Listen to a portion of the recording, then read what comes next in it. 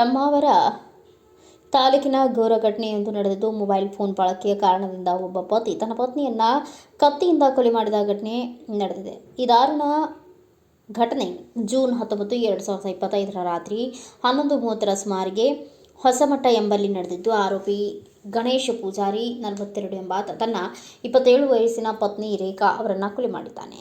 ಪೊಲೀಸರ ಪ್ರಕಾರ ಗಣೇಶ್ ಪೂಜಾರಿ ಮತ್ತು ರೇಖಾ ದಂಪತಿ ತಮ್ಮ 2 ಮಕ್ಕಳೊಂದಿಗೆ ಹೊಸಮಠ ಗ್ರಾಮದಲ್ಲಿ ವಾಸವಿದ್ದರು. ಗಣೇಶ್ ಪೆಟ್ರೋಲ್ ಬಂಕ್ನಲ್ಲಿ ಕೆಲಸ ಮಾಡುತ್ತಿದ್ದರೆ ರೇಖಾ ಗೃಹಿಣಿಯಾಗಿದ್ದರು. ವರದಿಗಳ ಪ್ರಕಾರ ರೇಖಾ ತಮ್ಮ ಮೊಬೈಲ್ ಫೋನ್ನಲ್ಲಿ ಹೆಚ್ಚು ಸಮಯ ಕಳೆಯುತ್ತಿದ್ದರು ಎಂಬ ಕಾರಣಕ್ಕೆ ಗಣೇಶ್ ಅವರಿಗೆ ತೀವ್ರ ಆಕ್ರೋಶ ಉಂಟಾಗಿತ್ತು. ಈ ಆಕ್ರೋಶ ತೀವ್ರವಾದ ಜಗಳಕ್ಕೆ ಕಾರಣವಾಯಿತು. ಇದರ ಪರಿಣಾಮವಾಗಿ ಗಣೇಶ್ ತನ್ನ ಪತ್ನಿಯ ಮೇಲೆ ಕತ್ತಿಯಿಂದ ದಾಳಿ ನಡೆಸಿ ಆಕೆಯ ಪ್ರಾಣ ತೆಗೆದಿದ್ದಾರೆ.